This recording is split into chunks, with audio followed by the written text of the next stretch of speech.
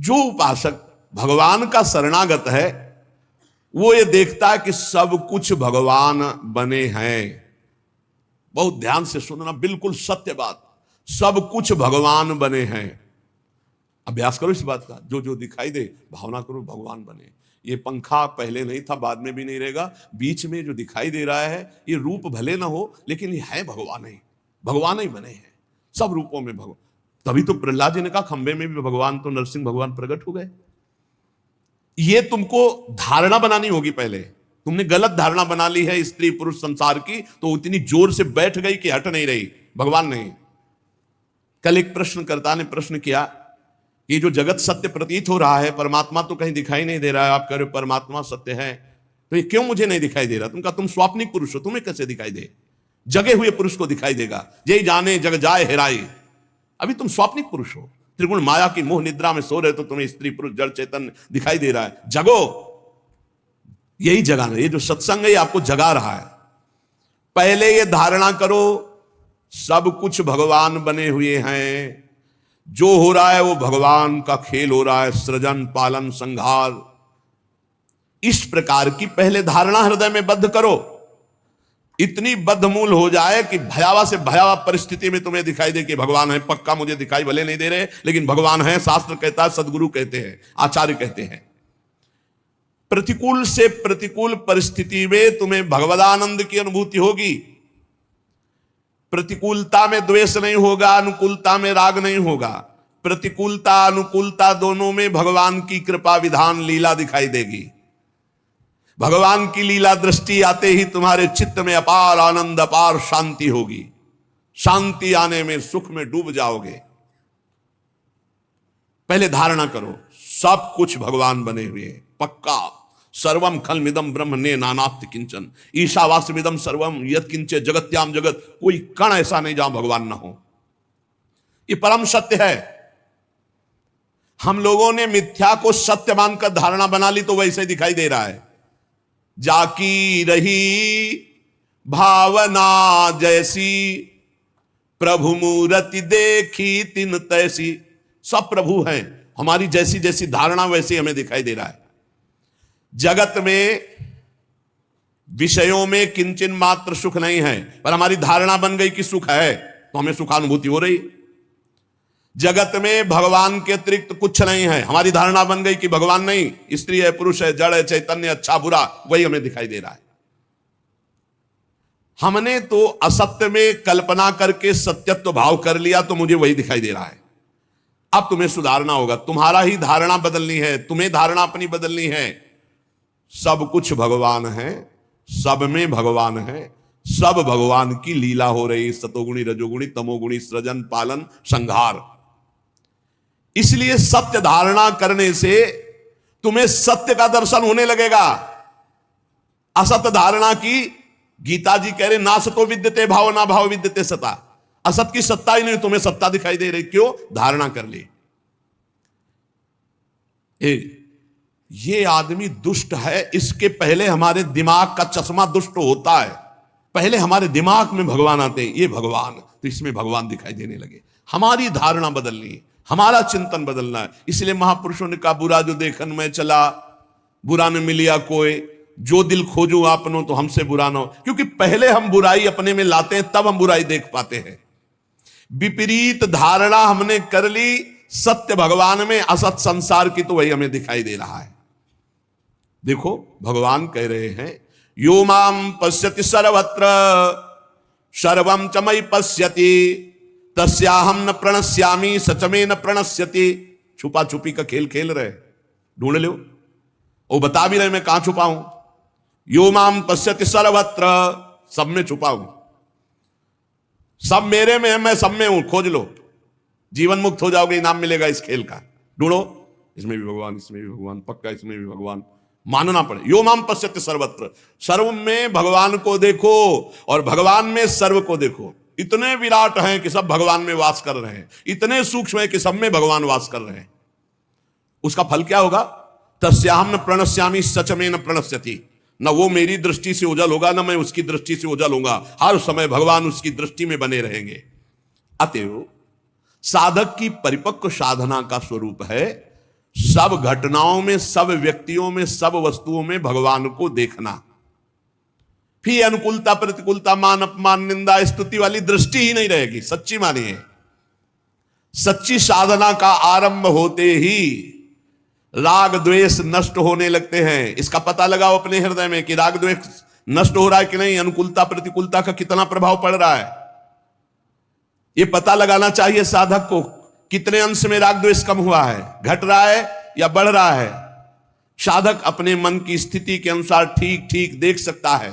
बड़े से बड़ा सुख आने पर साधक के हृदय में हर्ष नहीं होना चाहिए, अनुकूलता, मान, सुख, और बड़े से बड़ा दुख, प्रतिकूलता, अपमान होने पर क्षोभ नहीं होना चाहिए।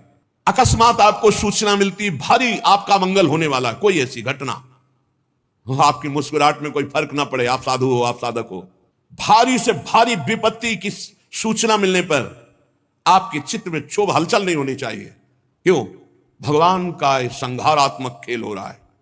बड़े लीला बिहारी अपने परिवार को अपने सामने कटते हुए बाएं जंघा पर दायां पैर चढ़ाए हुए आराम मुद्रा में पीपल के पेड़ के नीचे बैठे, सामने पूरा परिवार कट रहा है, एक दूसरे को काट रहे हैं यदुवंशियों। जब पूरा संहार हो गया तब भगवान अपने भी चरण में बाण मरवा कर फिर अंतर ध्यान हो।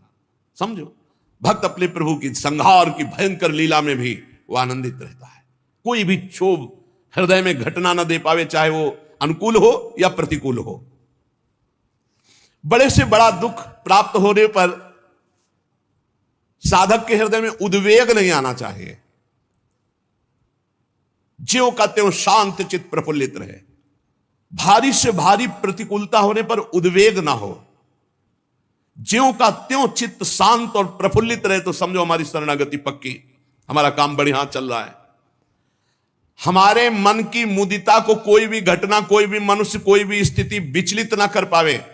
ये तभी हो सकता है जब सीधे प्रभु से आपका संबंध है, किसी व्यक्ति वस्तु स्थान से नहीं। उपासक किसी की गाली, किसी का कर्कश स्वभाव बहुत सुंदर है, अगर आप सुन रहे हो, समझ रहे हो। किसी का अनिष्ट प्रहार, किसी की अनिष्ट चिंतन चेष्टा, यह पता चलने पर आपके मन में किसी भी तरह का भय और शोक नहीं होना चाहिए। अब क्या होगा? अरे परम मंगल होगा, भगवान ने मंगल रचा है। मन में आघात नहीं होना चाहिए, किसी भी घटना का मन में आघात नहीं होना। और मन में आघात होता नहीं है, ध्यान रखना, क्योंकि मन अमूर्त है। आघात शरीर पे होता है, मन स्वीकृति से आघात होता है। पकड़ना, हमारी बात को पकड़ना, अगर मन को आनंदित रखना चाहते हो। मन अमूर्त है, उस पर किसी का आघात, पत्थर मारोगे तो शरीर पे लगेगा, मन पे नहीं। और मन आनंदित है ना, तो शरीर की पीड़ा का कोई फर्क नहीं पड़ता। अमुक शब्द अपमान कारक, अमुक शब्द नाम गाली, अमुक शब्द नाम शाप, अमुक शब्द नाम अपमान, ये हमारी जब स्वीकृति हो, इसने मुझे गाली दिया क्योंकि ये शब्द जो बोल रहा है गाली है और मेरा अपमान है, तब मन में प्रहार लगता है। विचार के द्वारा मन में प्रहार लगता है, डायरेक्ट नहीं। मन अमूर्त है, मन को नहीं मारा जा सकता, उस पर कोई चोट नहीं लगती। ये केवल स्वीकृति मानने से चोट लगती है मन में। शरीर पर चोट लगे और मन में चोट न लगे तो मुस्कुरा कर सह सकते हो। और मन में चोट लगे, शरीर में चोट न लगे तो आह भरोगे, रात दिन जलोगे। साधक में ये नहीं होता। साधक के अंगों में क्षोभ, पिटाई, मारपीट, लेकिन उसका मन प्रसन्न रहता है। कई संतों के जीवन में ऐसे आए हैं जिनमें उनका अपमान किया गया, उनको पीटा गया, लेकिन उनके स्वभाव में उनके कोई शोक या कोई क्षोभ या ऐसी घटना क्यों हुई, ऐसा प्रश्न ही नहीं हुआ। प्रश्न ही नहीं हुआ। कैसे क्यों नहीं हुआ? क्योंकि जैसे डॉक्टर को समर्पित है, वो कहां चीरा लगा रहा है, कहां क्या कर रहा है, पर हमें पता है कि डॉक्टर है, ये जो भी कर रहा है हमारे रोग निवृत्ति के लिए कर रहा है। एक डॉक्टर को समर्पित प्रश्न नहीं करता, अरे यहां क्यों चीर दिया, ऐसा क्यों कर दिया, नहीं, वो अपने हिसाब से पूरा हम समर्पित है। और इतना समर्पित है कि डॉक्टर पहले लिखवा लेता कि मर गए तो मेरी जिम्मेवारी नहीं। और यहां हमारे डॉक्टर अमर करेंगे पक्का, मरने का तो सवाल ही नहीं है, अमर करेंगे, तुम्हें अविनाशी पद पर स्थित करेंगे। इन पर क्यों चीची करते हो? अब वो ऑपरेशन के लिए अपमान भेजा है तो चुपचाप सहो ना, उसको स्वीकार क्यों करते हो कि आपका अपमान हुआ? ऑपरेशन सफल हो गया तो दर्द नष्ट हो जाएगा, घाव महीनों है, कष्ट सह रहे, पर हम मुस्कुराते रहते हैं। मन की अनुकूलता और मन की प्रतिकूलता ही मानी हुई दुख सुख है, कोई अनुकूलता प्रतिकूलता नहीं है। देखो, सूरवीर जब योद्धारण में जाता है, उसके घाव होते हैं तो उसको हर्ष होता है। जब युद्ध करके लौटता 10-5 घाव होते हैं तो उसको गर्व होता है। सूरवीर योद्धा को शरीर पे चोट पहुंची पर मन में सूरवीरता, इसलिए उन घावों की परवाह नहीं, उसको गर्व होता है कि मैं सूरवीर हूं, तभी ये घाव सह कर आया हूं। भीष्म पितामह जी अर्जुन के द्वारा मारे हुए बाणों की सैया पर पड़े हुए हैं। जब दुर्योधन नजदीक गया तो बहुत से वैद्य लेकर गया, कहा औषधियों के लेप से इन बाणों का जो प्रहार से पीड़ा हुई वो नहीं होगी और बाण निकाल देते हैं, क्योंकि मुझे पता है आप समय का इंतजार करेंगे तो बाण बिंदे। तो उनका चुप रहे, तू क्या जाने वीरों की शोभा और वीरों का आनंद क्या जाने, तू चुप रहे, तू एक तकिया की केवल व्यवस्था कर, बहुत सुंदर तकिया ले, ये वीरों की तकिया होती, तकिया तो अर्जुन दे सकता है, बुलाओ अर्जुन को। और कहा तकिया दीजिए, तो मस्तक पर बाण नहीं मारे थे, यहां तक बाणों से तो गर्दन ही लग रही थी।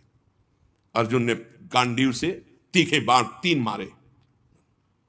मैं आशीष देता हूं सर्व विजयी हो, कभी तुझे दुख स्पर्श न कर पावे। क्यों? बाण मारा और आशीर्वाद, ये शूरवीरता, मन की स्वीकृति। वीरों की तकिया बाण होती है, ये गद्दा तकिया वाला वीर नहीं है, भीष्म पितामह है। जो बाणों की सैया पे पड़ा है उसको तकिया शोभा ले देते, यही बाण शोभा देते हैं, और दूसरा कोई दे नहीं सकता। ये बाण केवल अर्जुन संधान कर सकता है, जो आज्ञा का पालन कर सके। अब बोलिए क्या सुख है भीष्म पितामह को बाण लगने का, और क्या दुख है? मन की स्वीकृति का सारा खेल। शरीर में चोट है और मन नहीं चोट स्वीकार किया तो आनंद मगन है, पक्का पक्का। तभी कहते हैं मन को इतना कमजोर मत करो। मन कहां है? कृपा निधान श्री लाडली जू लालजू के पास। अब उनके सुख में मगन है तो मन स्वस्थ है, तो शरीर अस्वस्थ होते हुए भी वो स्वस्थ से भी ज्यादा चटक है, चैतन्यता है, पक्का। हर समय एक ओज रहता है, एक अंग में एक अपार उत्साह आनंद रहता है प्रकट में। आप क्या समझते हो? मन का सारा खेल है। जैसे बिल्कुल समझना, सामने वाला विदेशी भाषा में गाली दे रहा है, हमें गाली दे रहा है। कई ऐसी हमारे देश की भाषाएं जो हमको ज्ञान नहीं है, अब वो हमको हमारी भाषा में खूब गाली दे, हमारी भाषा में, तो हमारा मन स्वीकार करेगा ये गाली दे रहा है, लेकिन अपनी भाषा में गाली दे हमको, और हमें पता नहीं क्या कर रहा है। गाली दे रहा है यद्यपि, पर मन स्वीकार नहीं कर रहा, क्योंकि जान ही नहीं रहा गाली दे रहा, तो कोई परेशानी नहीं है। परेशानी स्वीकृति से, जहां हमारी भाषा में गाली दी हमारे समझ में आया इसे गाली कहते हैं, बस वो हमारे मन दुखी हो गया, ये हमें गाली दे रहा है। सारा खेल मन की स्वीकृति का है। अतएव अस्वीकार करना ही दुख से बचना है। अस्वीकृति, संसार के मान की, अपमान की, निंदा की, स्थिति की अस्वीकृति। कैसे? जिसके पास जो चीज है वो देता है, हमारा मन आया लिया, हमारा मन आया नहीं लिया। हम प्रभु को जब समर्पित है, बहुत ध्यान देने, तो प्रभु कैसा बर्ताव करवा रहे हैं वो बरते जैसा चाहे हमें। बड़ी मस्ती का विषय है ये बाबा जी। भगवत मार्ग चाहे गृहस्थी में, चाहे बड़ी मस्ती का विषय है। हम भगवान के भक्त होकर के भगवान के आनंद की आशिकी में, और हमको मान अपमान, लाभ हानि, चिंता सुख, इसका मतलब है अभी रंग नहीं चढ़ा। अतएव हमको भगवान के हर विधान में राजी रहना है। हमारे हृदय में जब सबके प्रति भगवत भाव आ जाता है तो कहीं भी हमें आनंद की कमी नहीं लगती। विष्णु पुराण में एक कथा आती है, हिरण्यकश्यपु बहुत से उपाय करके हार गया, तो संडामर्क को बुलाया, ये प्रहलाद जी को शिक्षा देते थे, और कहा कि तुम वैदिक मंत्रों के ज्ञाता हो, तुम दिव्य शक्ति संपन्न हो, तुम भयानक कृत्या उत्पन्न करो और कृत्या से मारो प्रहलाद को। अब प्रहलाद की रक्षा भगवान कर रहे थे। पहले तो भयानक मंत्रों से अभिषिक्त करके शूल संडामर्क ने प्रहलाद जी को ऊपर प्रहार किया। वो शूल भगवान का एक स्वभाव है, शरणागत भक्त के कहीं भी किसी भी तरह के कष्ट को वो अपने ऊपर सीधे लेते हैं। ये भगवान का एक स्वभाव। जब रावण ने क्रोधित होकर के बहुत ही विषम ऐसी शक्ति संधान करके शूल मारा कि विभीषण निश्चित पधार जाते, तो तुरंत विभीषण पाछे मेला सन्मुख राम सहयो सोई, पूरी अपनी छाती पर वो वार सहा भगवान ने। तो देखा प्रहलाद जी ने कि भगवान श्रीहरि सामने, और शूल भगवान श्रीहरि के अंग का भेदन तो कर ही नहीं सकता, नष्ट हो गया। और ये किसी ने नहीं देखा, ये केवल प्रहलाद जी ने देखा कि भगवान श्रीहरि सामने, कहीं खरोच भी नहीं आई। हिरण्यकश्यप की प्रेरणा से भयानक कृत्या का अविचार उत्पन्न किया। बहुत भयानक होता है ये, जिसे गांव में मूठ कहते हैं और शास्त्रीय भाषा में अविचार प्रयोग कहते हैं, मारण अविचार। ये अमोघ होता है, पक्का मरेगा मरेगा। अगर वो नहीं मरा तो तीन में कोई ना कोई मरेगा, या तो जिसके ऊपर भेजा गया वो मरे, या अगर वहां कोई पावर हुआ और उसने वापस किया तो जिन्होंने पैदा किया मंत्रवेत्ता वो मरेंगे, ब्रह्म ऋषि, और या फिर जिसने करवाया है। तीन में एक मरेगा, पक्का मरेगा। अगर वो अविचार का प्रयोग हो गया तो बचेगा नहीं, ये शास्त्रीय सिद्धांत है। अब जो ही अविचार का प्रयोग, मारण का प्रयोग प्रहलाद जी के ऊपर मंत्रों का कृत्या का किया गया, तो वहां तो भगवान श्री हरि सामने खड़े, प्रहलाद जी के सामने ही रहते थे। वही तो जिसको आंख मिल गई वही देख पाता है भगवान को। अब वो तुरंत कृत्या वापस हुई और उसने जाके संडा मर्क जी को वही उठा के पटक दिया और नष्ट कर दिया, मार दिया। संडा मर्क जी का मरण पूरा फैल गया कि कृत्या ने संडामर्क को मार डाला। अब वो पुरोहित पुत्र हैं, गुरु स्वरूप हैं। प्रहलाद जी नजदीक गए और उनके चरणों के पास बैठकर चरण सहलाते हुए कहा, हे हरि, मैंने संपूर्ण सृष्टि में आपको देखा है, अगर आपके सिवा मैंने और किसी को नहीं देखा तो इस मेरी दृष्टि के प्रभाव से मेरे गुरुदेव के पुत्र जीवित हो जाए। संडामर्क जी तत्काल उठकर बैठ गए। प्रहलाद जी भगवान के सिवा किसी को नहीं देखा और सब में भगवान को देखा। वही कह रहे, भगवान के सिवा किसी को नहीं देखा तो इस सिद्ध सत्य के प्रभाव से ये जीवित हो जाते। उसी समय संडामर्क जी जीवित हो गए। जब उनको पता चला कि मेरे जीवन दान देने वाले प्रहलाद जी तो चरणों में गिर गए कि मैंने तो आपके लिए सूल प्रकट किया, कृत्या प्रकट की, आप वहां भी भगवान का दर्शन प्रहलाद जी कर रहे हैं। सांप से डसवाए गए, हाथी के पैरों से कुचलाए गए, शस्त्रों से मारा गया, पर प्रहलाद जी को कभी भी कोई चोट नहीं लगी, खरोच नहीं लगी। क्यों? क्योंकि सब में श्री हरि को देख रहे थे, सब में भगवान को देख रहे थे। क्रूर से क्रूर व्यक्ति में भी भगवान शांत स्वरूप बैठे हुए हैं। भक्त संत जो वासुदेवा सर्वमित समात्मा सुदुर्लभा, वो सब में श्री भगवान को देखता है। जब सब में देखता है तो दृष्टि आ गई ना, तो अपने में भी वही भगवान को देखता है। अब ना मैं रह गया ना तू रह गया, वो भगवान। ये बहुत दिव्य स्थिति है, ये बिना आए काम बनेगा नहीं। कोई भी हो, सबके हृदय में इसी स्थिति के आगे प्रेम प्रवाह होता है। जब हम किसी को देखते हैं कि ये बड़ा राक्षस है, तो हमारे दिमाग में पहले राक्षस आता है, हमारे दिमाग में धारणा बनती है, तब हम उसको देखते हैं राक्षस। ऐसे हम जब किसी को देखते हैं कि तो भगवान का साक्षात, तो हमारे दिमाग में पहले भाव आता है भगवान का। हमको अपने दिमाग को ठीक करना है, हमें अपनी मानसिकता ठीक करनी, यही साधना है। एक संत भगवान की सेवा में एक साधक रहते थे, तो उनका, महाराज जी बहुत दिन हो गए हम गुरु मंत्र लेना चाहते हैं और हमें कोई चमत्कार अंदर से अनुभव में नहीं हो रहा आपकी सेवा में। तो उनका, भाई अगर चमत्कार की बात है तो फिर तुम्हें कसौटी में लेना पड़ेगा हमें। बोले महाराज हम तो आपकी सेवा में हैं। बोले गंगा स्नान करके आओ, हम मंत्र देते हैं, लेकिन क्रोध नहीं आना चाहिए तुम्हारे अंदर। अगर क्रोध आया तो अहंकार है, अहंकार है तो शरणागति नहीं, शरणागति नहीं तो चमत्कार कैसे प्रकट होगा। बोले बिल्कुल महाराज। तो बोले हम आपको दीक्षा देंगे फिर आपका। वो गंगा स्नान करने गए तो एक सोहनी लगाने वाली, कूड़ा करकट समेटने वाली माई आया करती थी। उस माई से कहा, ये नहा के आएगा, पूरा का पूरा कूड़ा दोना पत्तल सब उसके ऊपर डाल दो, जो गांव से भी लाती हो और जो यहां से भी है। जो आ गया महाराज। अब वो झाड़ू लिए माई इंतजार कर, जो ही गंगा नहा के बड़े उत्साह से आ रहे थे, गुरु जी की सेवा में जाएंगे, मंत्र मिलेगा और चमत्कार प्रकट होगा, तो पूरा ऐसे डाल दिया। बस तुझे समझ में नहीं आता, गंगा स्नान करके आ रहे हो क्या क्या। वो तो महाराज ने कहा था कि कुछ भी कहे बुरा मत मानना, चलिए जाओ। नजदीक आए, महाराज गंगा स्नान करके आ रहे तो उसने ऐसा, क्या बोला आपने? बोले गुस्सा आ गया ऐसा नहीं, अभी चलो, अभी 1 साल नहीं, 1 साल के बाद फिर जाओ आज गंगा स्नान। फिर उसको कहा जो गांव की सोनी लगा के कूड़ा करकट सब अब डालना है, जो ही ऊपर डाला। इस बार गाली गलौज तो नहीं किया, भाव टेढ़ी की और कहा तुम्हें समझ में नहीं आता, हम ही मिले तुमको ऐसा करने के लिए, मतलब बुरा लगा। गए, कहा भाई कैसा? बोले गुरुजी हृदय तो जला और गालियां तो नहीं दी पर बुरा लगा। बोले अभी 1 साल नहीं, और साधन करो, साधन करो। अगली बार जब तो बिल्कुल सावधान थे, कुछ भी हो कुछ भी, बिल्कुल अंदर बुरा नहीं लगना चाहिए, नहीं गुरु कृपा नहीं होगी। वो फिर ऐसे पूरी ने उनका धन्य है माता, आपकी कृपा धन्य है, आप ऐसे रोज कृपा करा करो, हम आपके चरणों की वंदना करते हैं। मुस्कुराए, गए। गुरुजी ने कहा कैसा रहा? बोले बहुत कृपा रही गुरुजी, हमने चरण वंदना की और बिल्कुल गुस्सा नहीं आया, बिल्कुल अहम समर्पित।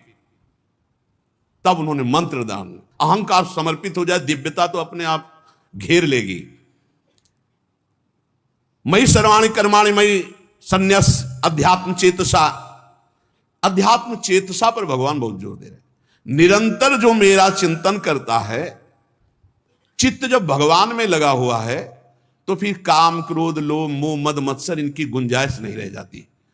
उपासक जो आज सत्संग हुआ उसको समझे कि हमारे जीवन की साधना का फल है, जितना विक्षेप है वो सब एक साथ अगर आ जाए तो भी हम विचलित ना हो, शांत रहें। इसके लिए हमें शरणागति, शरणागति के लिए यद करो, भगवान कहते जो करते हो यदर्नाश, जो खाते हो, जो दान देते हो, जो तपस्या करते हो, वो सब मेरे को समर्पित कर दो। उसके परिणाम में तुम्हारा अहम समर्पित होगा। अहम समर्पित होते ही दिव्य अनुभव भगवान तुम्हें करा देंगे। भगवान की कृपा से तत्व ज्ञान होता है, भगवान की कृपा से प्रेम होता है, भगवान की कृपा से इस माया से हमारा उद्धार होता है। तो जो हम सुने उसका मनन करें। 4 बातें फिर दोबारा सुन लीजिए। शरणागति में पहला सबसे निरंतर अपने इष्ट देव का भजन।